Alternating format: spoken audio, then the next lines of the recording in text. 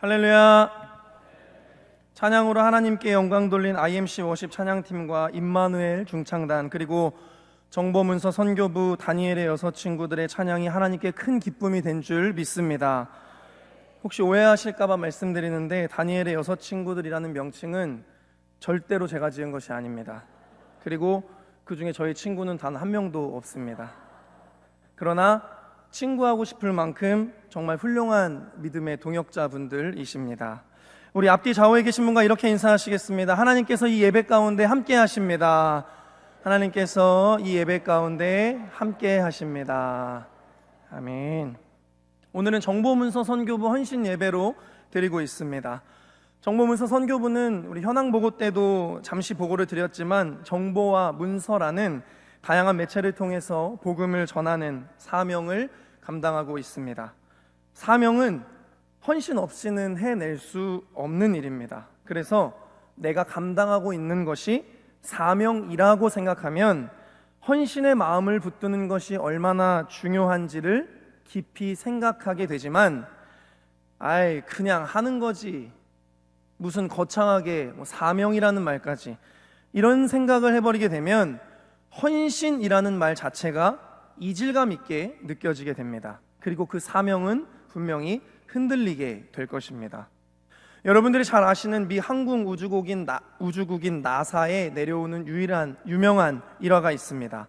1962년 미국 케네디 대통령이 나사를 방문해서 복도를 지나가고 있을 때 땀을 뻘뻘 흘리면서 바닥을 청소하고 있는 한 청소부를 지나가게 됩니다.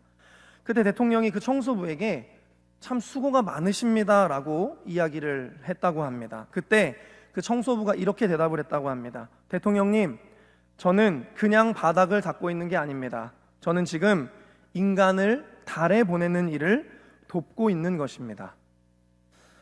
여러분, 하나님이 우리에게 사명을 주셨습니다. 그러나 그 사명을 내가 어떻게 받아들이고 어떤 마음으로 헌신할 것인가는 나에게 달려 있습니다. 헌신을 다짐하는 사랑하는 정보문서 선교부와 이곳에 모인 임마누엘의 모든 성도 여러분, 오늘 이 예배가 정말 헌신을 다짐하는 예배가 될 수 있기를 주님의 이름으로 축복합니다. 그 결단을 위해서 우리는 오늘 성경 전체를 통틀어서 가장 위대한 인물이었던 다니엘이라는 인물을 통해서, 아마도 성이 있었다면 김다니엘이 아니었을까라는 생각이 드는데, 아무튼 이 다니엘이라는 인물이 사명 앞에 보여준 믿음의 모습을 통해서 사명을 감당하고 있는 우리의 모습을 점검해 볼 수 있기를 소망합니다. 오늘 본문 다니엘서 6장 10절 말씀에 오기까지의 배경을 우리가 간단하게 좀 살펴볼 필요가 있습니다.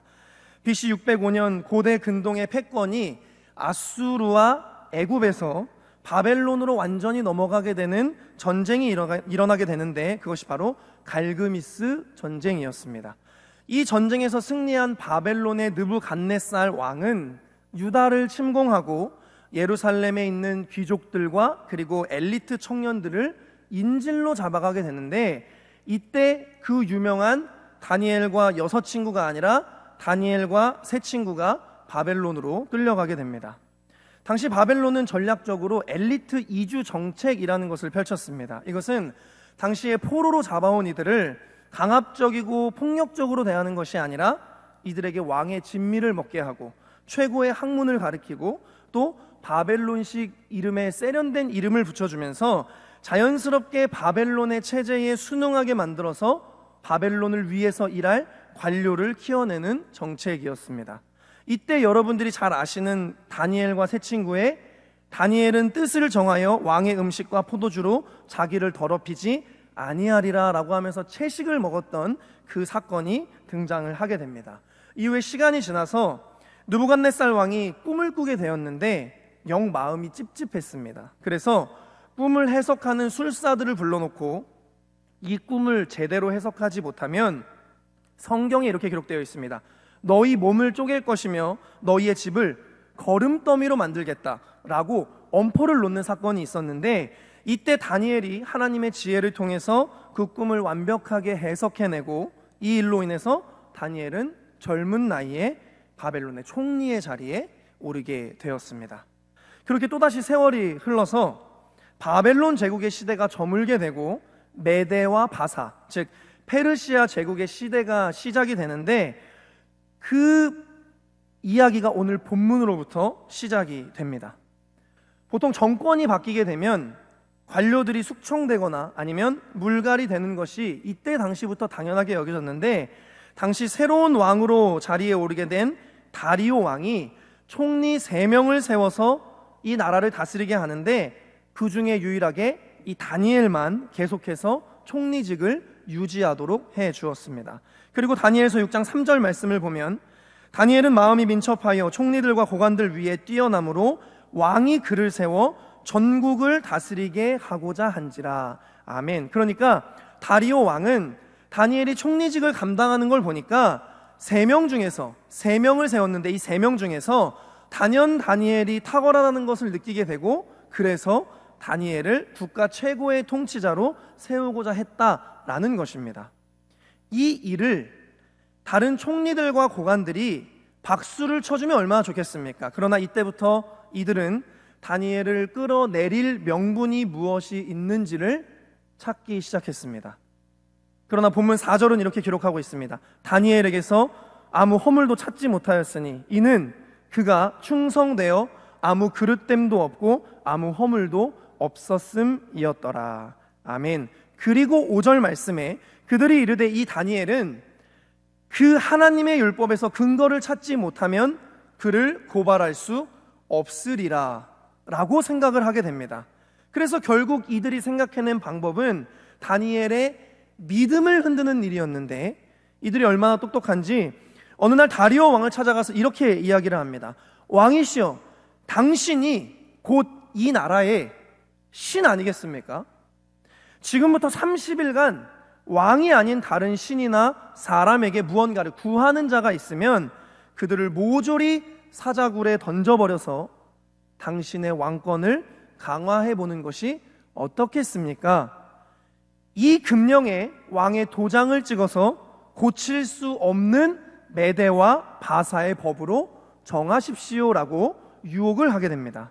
그리고 결국 9절 말씀에 이에 다리오 왕이 조서에 왕의 도장을 찍어 금령을 내니라 이렇게 기록되어 있습니다. 이때 다니엘을 끌어내리려는 이 음모자들이 얼마나 신이 났겠습니까? 다니엘 이제 넌 끝났다. 포로 주제에 어디 감히 이 나라의 통치자가 되겠다고 네가 나서 서로 하이파이브를 하면서 난리가 나지 않았겠습니까? 이때 하나님의 사명자였던 다니엘의 신앙의 태도가 오늘 우리가 함께 읽게 된 본문 10절 말씀입니다. 우리 함께 합독하도록 하겠습니다. 시작. 다니엘이 이 조서에 왕의 도장이 찍힌 것을 알고도 자기 집에 돌아가서는 윗방에 올라가 예루살렘으로 향한 창문을 열고 전에 하던 대로 하루 3번씩 무릎을 꿇고 기도하며 그의 하나님께 감사하였더라. 아멘. 여러분, 이 모습이 상상이 되십니까? 드라마나 영화를 볼 때만 상상하지 마시고 지금 이 강력한 다니엘의 신앙의 태도에 여러분들 한번 집중해 보십시오. 여러분, 너무 멋있지 않습니까?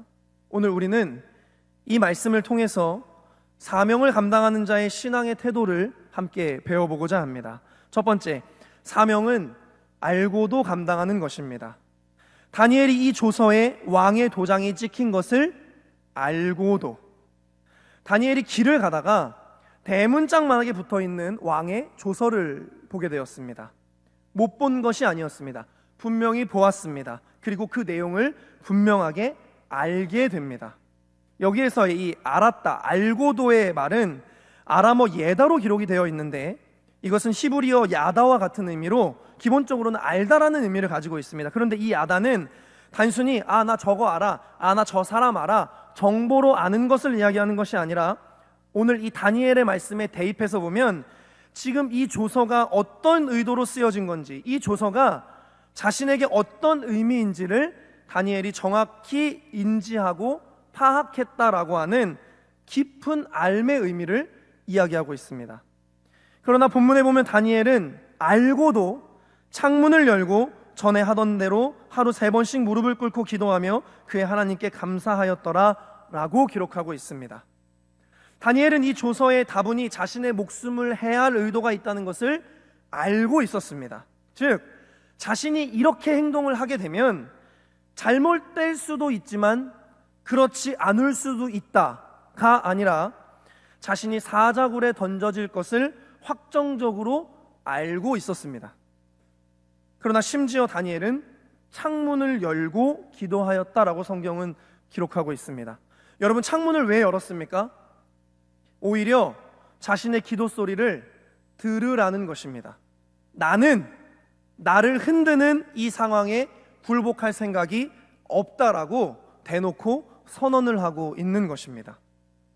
창세기 6장에 보면 노아가 방주를 지으라는 하나님의 사명의 부르심을 듣게 됩니다. 이때 노아가 이제 앞으로 100여 년의 인생을 배 하나를 만드는 데 써야 되는데, 야, 이거 너무 설레이는데? 너무 신나겠는데? 여러분, 이런 마음이었겠습니까? 노아는 앞으로 자신의 인생이 100여 년 동안 어떻게 흘러가게 될지, 얼마나 많은 어려움과 풍파가 있을지 충분히 예상할 수 있었습니다. 그러나 이 모든 것을 알고도 사명 앞에 순종하고 알고도 그 사명을 향해 나아가기 시작했습니다. 예수님은 어떻습니까? 십자가의 사명, 그 고통 모르고 가신 길이 아니었습니다. 가다 보니까 십자가였습니까? 이런 십자가였다니, 이럴 줄 알았으면 내가 이거 안 하는 건데. 아닙니다. 알고 가신 길, 알고도 가신 사명의 길이셨습니다. 사랑하는 정보문서 성교부와 임마누엘의 성도 여러분, 우리도 사명의 길을 가다 보면 사명이 흔들릴 만한 일들이 찾아오는 것이 아니라 온통 그런 일들 투성입니다. 많은 그리스도인들이 사명을 감당할 수 있는 환경이 되기를 원하지만 사실 사명을 감당하기 어려운 환경에 우리는 더 훨씬 많이 놓이게 됩니다. 다행스럽게도 사명을 감당하면서 상황이 잘 풀렸다라고 말씀하시는 분들도 계시지만 반대로 상황이 더 어려워졌다고 말씀하시는 분들도 계십니다. 이 두 가지 중에 여러분, 어떤 것이 정답이라고 말할 수 있습니까? 찰스 스펄전 목사님은 이렇게 이야기합니다. 사명은 위험이 없어서 가는 것이 아니라 하나님이 계셔서 가는 것이다. 사명은 상황을 보며 가는 길이 아니라 하나님이 살아계시기 때문에, 그리고 그 살아계신 하나님께서 내가 가는 사명의 길에 함께 계시기 때문에, 그리고 사명의 길이 내가 구원받았다라는 삶의 증거가 되는 것이기 때문에 그 길을 가는 것입니다. 에베소서 2장 10절은 이렇게 말씀하고 있습니다. 우리 함께 합독하시겠습니다. 시작. 우리는 그가 만드신 바라 그리스도 예수 안에서 선한 일을 위하여 지으심을 받은 자니 이 일은 하나님이 전에 예비하사 우리로 그 가운데서 행하게 하려 하심이니라. 아멘. 오늘 이 시간 사명 앞에 다시 한번 헌신을 다짐하면서 성경 속 다니엘처럼 사명을 향해 흔들림 없이 믿음으로 나아가시는 우리 정보문서 성교부와 임마누엘의 모든 성도님들의 사명의 삶이 될 수 있기를 주님의 이름으로 축복합니다. 두 번째, 사명은 기도하며 감당하는 것입니다. 본문 10절 말씀을 다시 보시면 다니엘이 이 조서에 왕의 도장이 찍힌 것을 알고도 자기 집에 돌아가서는 윗방에 올라가 예루살렘으로 향한 창문을 열고 전에 하던 대로 하루 3번씩 무릎을 꿇고 기도하며 그의 하나님께 감사하였더라. 아멘. 하나님의 부르심, 그 사명의 인생을 살아가는 다니엘의 이 흔들리지 않는 믿음의 동력은 기도에 있었습니다.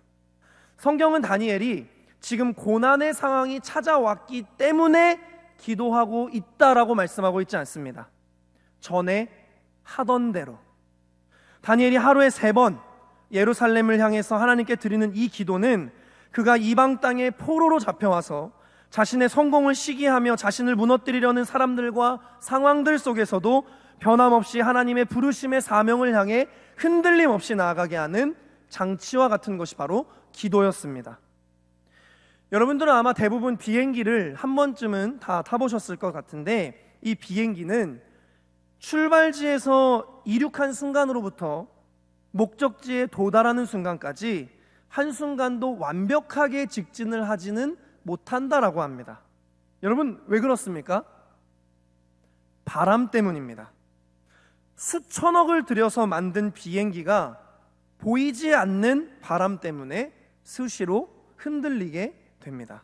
그런데 비행기에는 자동 조정 장치라는 것이 있어서 비행기가 흔들려서 경로를 벗어나게 되면 잡아주고, 또 다시 벗어나면 다시 잡아주고, 이 자동 조정 장치가 흔들리는 비행기의 방향을 계속해서 잡아준다라고 합니다.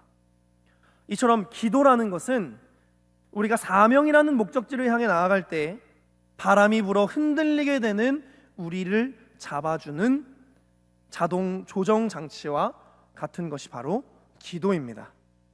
사명의 길을 자신의 실력과 의지만으로 완주할 수 있는 사람이 누가 있겠습니까? 특별히 본문에서 이 기도하면은 헬라어 아람어 메찰레로 기록이 되어 있습니다. 여기서 잠깐, 왜 계속 히브리어가 아니라 아람어가 등장하는지 궁금하신 분들이 계실 것 같습니다. 다니엘서 2장 4절부터 7장까지는 당시의 바벨론 그리고 페르시아 제국의 공식 행정 언어였던 이 아람어로 기록이 되어 있습니다. 이는 성경학자들에 의하면 당시 왕궁으로 오갔던 외교적 대화들과 또 왕들의 공문서 원본을 역사적 사실 그대로 남기기 위함인 것으로 추정하고 있습니다. 즉, 성경의 이야기라는 것은 완벽하게 역사적인 사실에 입각한 것임을 분명하게 밝혀주기 위함입니다. 다시 돌아와서 기도하며의 아람어 이 메찰레는 강조 능동 분사형으로 기록되어 있습니다. 즉, 다니엘의 기도 이 메찰레는 그냥 소원을 비는 수준의 기도가 아니라 영혼을 쥐어 짜내는 치열하고 간절한 기도의 반복을 의미하고 있다라는 것입니다. 우리가 생각할 때는 이 다니엘이라는 인물이 원래 믿음이 좋으니까, 그러니까 그 믿음이 좋으니 절체정명의 상황 가운데에서도 동요되지 않고 평안함을 유지한 것처럼 보이지만, 이것은 다니엘이 하나님의 부르심의 사명 앞에서 영혼을 쥐어 짜내는 치열하고 간절한 기도의 하루하루를 살아왔기 때문에 가능했던 기도의 힘이었습니다. 예수님도 사명의 길을 가시면서 똑같이 하셨습니다. 누가복음 22장 39절 말씀에 예수께서 나가사 습관을 따라 감람산에 가시매 제자들도 따라갔더니 아멘. 42절 말씀에 이르시되 아버지여 만일 아버지의 뜻이거든 이 잔을 내게서 옮기시옵소서. 그러나 내 원대로 마시옵고 아버지의 원대로 되기를 원하나이다 하시니 아멘. 44절 말씀에 예수께서 기도하시는데 힘쓰고 애써 더욱 간절히 기도하시니 땀이 땅에 떨어지는 핏방울 같이 되더라. 아멘. 예수님도 사명의 길을 가시면서 습관을 따라, 즉 오늘 다니엘서를 빗대보면 늘 하시던 대로 기도하셨습니다. 그런데 성경은 그 기도의 모습을 어떻게 표현하고 있습니까? 힘쓰고 애써 간절히 기도하시니 땀이 핏방울 같이 되더라. 그렇게 사명을 위해서 기도하시니 내 원대로 마시옵고 아버지의 원대로 되기를 원하나이다 라고 기도하셨습니다. 우리가 사명을 감당할 때 기도해야 하는 이유가 여기에 있습니다. 아니, 간절히 기도해야 하는 이유가 여기에 있습니다. 사명을 위한 간절한 기도가 있어야 내 원대로 되지 않고 아버지의 원대로 되기 때문에 그렇습니다.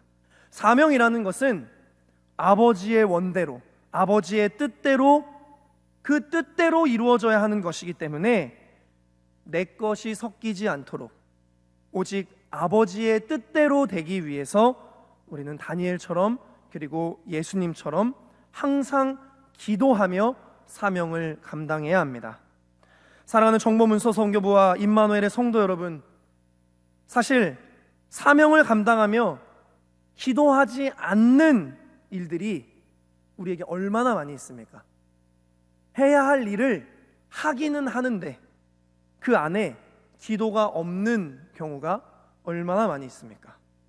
오늘 사명의 헌신을 다짐하며 우리의 사명의 목적과 방향이 흔들리지 않도록 기도의 신앙을 잘 세우셔서 하나님의 뜻을 이루는 사명을 감당하시기를 주님의 이름으로 축복합니다.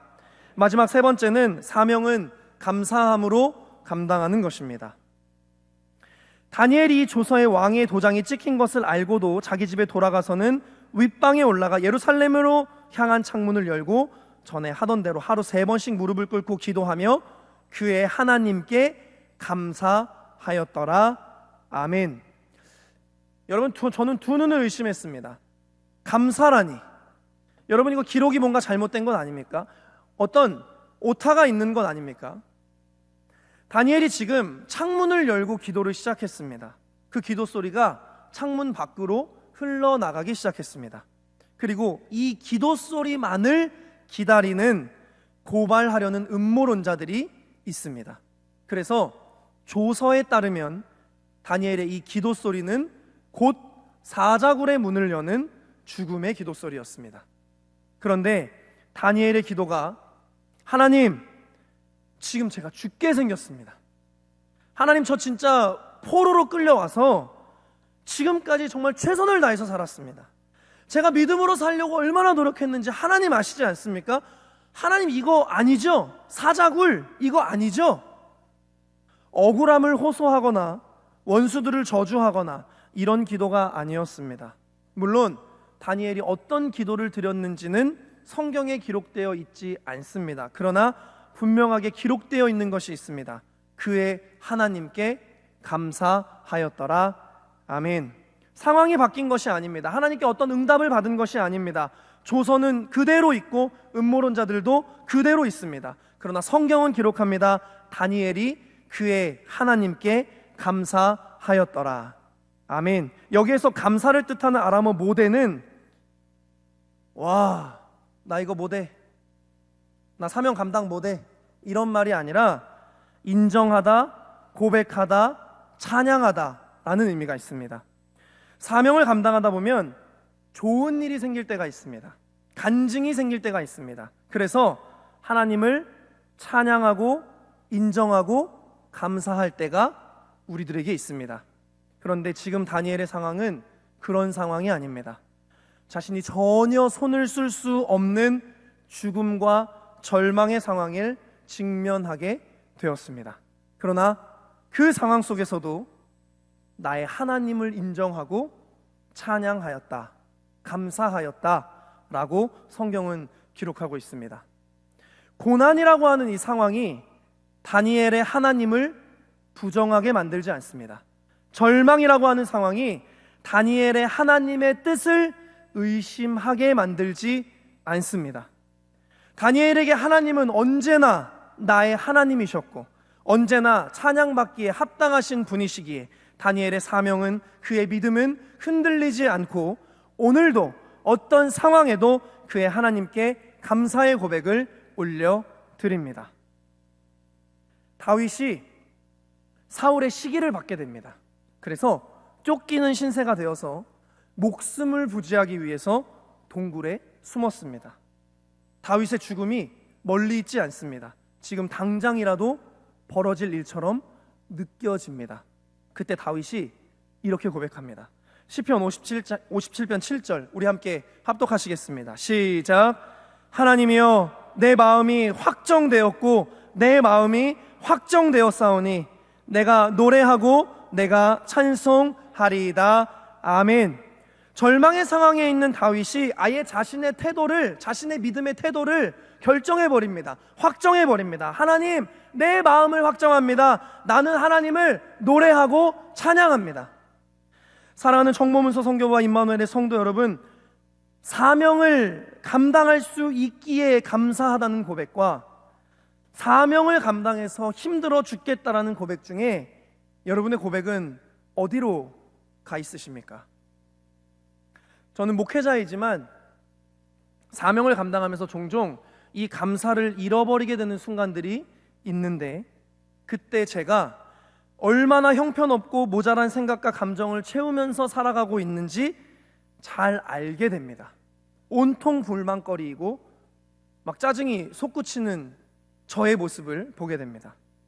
그러다가 여러분도 오늘 앞에 나오신 우리 정보문서 성교부를 보셔서 아시겠지만 이 회원들이 사명을 감당하며 보여주는 어떤 미소들, 에너지들, 그리고 이분들이 고백하고 있는 이 감사의 고백들을 보고 있으면 제가 한없이 부끄러워지는 순간들이 있습니다. 여기에 있는 분들의 한 분 한 분의 어떤 면들을 살펴보면 기도 제목이 없는 분들이 없습니다. 다 어려움이 있고 고민이 있고 갈등의 상황이 있고 형편의 문제가 있고, 그러나 이분들이 성경의 다니엘처럼 그의 하나님께 감사하는 믿음을 보게 됩니다. 정말 오늘 담임 목사님께 선포해 주신 말씀처럼 기세로 사명을 감당하니까 그 기세가 이들을 흔들질 못하고, 그 기세가 상황을 짓밟고 일어서게 되고, 아멘 할 때까지 그 기세가 이들을 흔들질 못하고, 그 기세가 상황을 짓밟고 일어서고, 아멘입니다. 사랑하는 성도 여러분, 사명은 감사로 감당하는 것입니다. 왜냐하면 사명은 내가 잘나서 감당하는 것이 아니라 하나님께서 나를 그 아름다운 사명에 동참시켜 주신 것이기 때문에 감사로 감당하는 것이 맞습니다. 우리 이렇게 함께 고백해 보겠습니다. 하나님, 나를 하나님의 그 귀한 사명에 동참시켜 주셔서 정말 감사합니다. 아멘이십니까? 저는 다니엘의 방법이 참 멋진 것 같습니다. 다니엘은 왕을 이기려고 하지 않습니다. 음모론자들을 색출하려고도 하지 않습니다. 다니엘은 어떤 상황을 바꾸려고 하질 않습니다. 분명 상황은 다 알고 있지만 그저 기도와 감사로 자신의 사명 앞에 섭니다. 목사님, 다니엘은 어떻게 되었습니까? 여러분이 잘 아시는 것처럼 상황은 바뀌지 않았습니다. 그래서 다니엘은 조서에 기록된 대로 사자굴에 들어가게 되었습니다. 그러나 다니엘서 6장 22절은 이렇게 기록하고 있습니다. 함께 합독하시겠습니다. 시작. 나의 하나님이 이미 그의 천사를 보내어 사자들의 입을 봉하셨으므로 사자들이 나를 상해하지 못하였사오니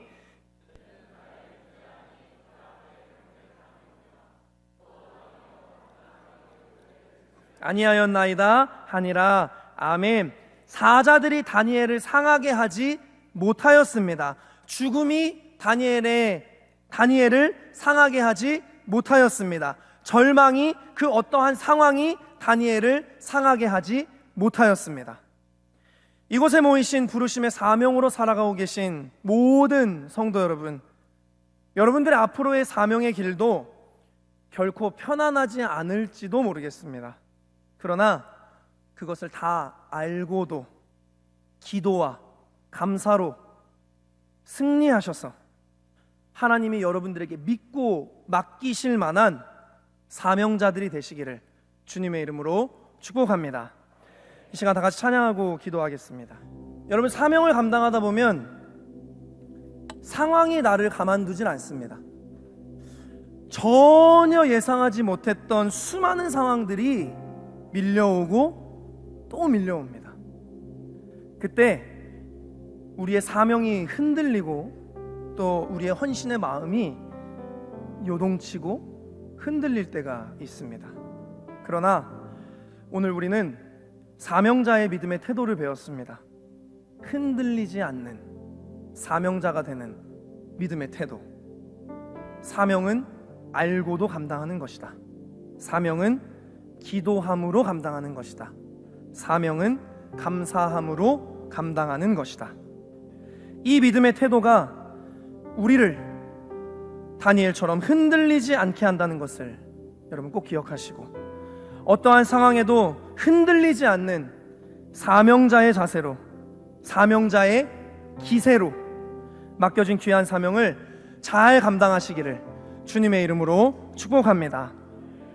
오늘 제가 담임 목사님의 말씀에 이 기세에 너무 큰 은혜를 받아서 오늘 결단 찬송을 부를 때 오늘 저녁에도 이 찬송을 부르면 좋겠다, 이런 마음이 들었습니다. 그래서 오늘 담임 목사님을 통해서 우리가 함께 고백했던 주님 나를 부르시니 라는 찬양을 하나님께 올려드리겠습니다.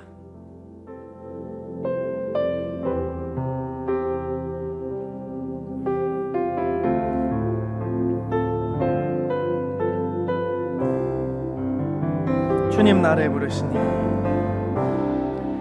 주님 나를 부르시니 두려움 없이 배에서 나아가리라. 주님 나를 부르시니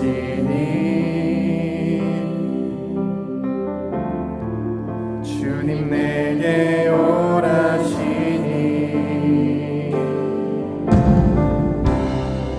주님 여기 계시기에 의심치 않고 바다를 걸어가리라.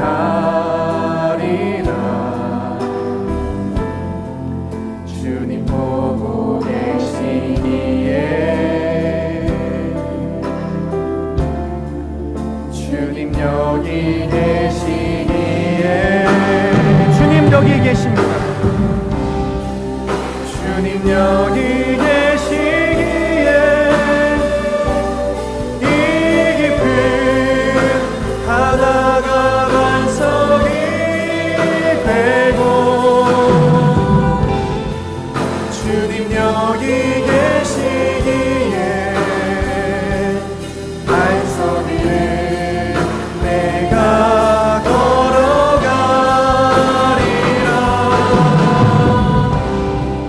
주님 여기 계시기에 저것이 파도가 반석이 되고 주님 여기 계시기에 반석이 내가 걷습니다. 우리 한 번 더 고백하시겠습니다. 주님이 우리를 부르십니다. 주님 나를 부르시니 두려움 없이 배에서 나아가리라. 주님이 우리를 부르십니다. 주님이 우리를 오라 하십니다. 주님 오늘 오라시니 주님이 우리를 주목하고 계십니다. 주님 보고 계시기에 의심치 않고 바다를 걸어가리라.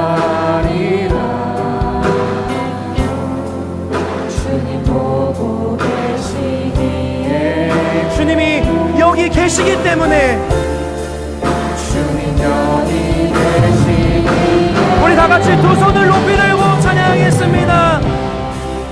주님 여기 계시기에 아멘.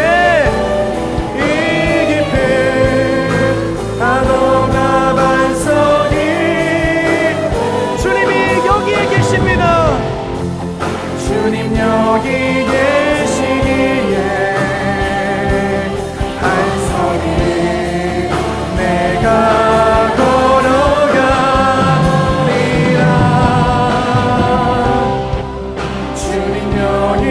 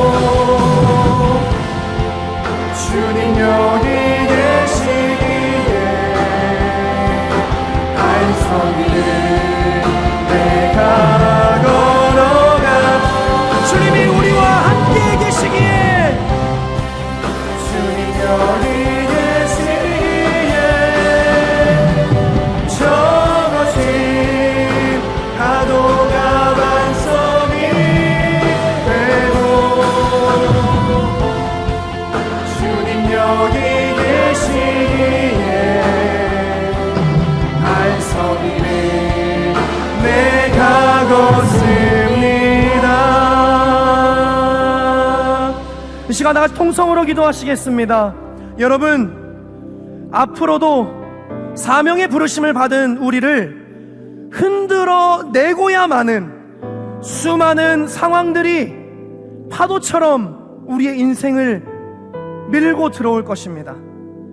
그래서 우리는 이 시간 이렇게 기도하며 결단하면 좋겠습니다. 오늘 말씀의 다니엘처럼 주님, 모든 상황을 알고도 흔들림 없는 사명의 길을 갈 수 있는 사명자가 되게 하여 주시옵소서. 기도의 신앙을 세워서 나의 의가 아닌 오직 하나님의 뜻을 이루는 사명자가 되게 하여 주시옵소서.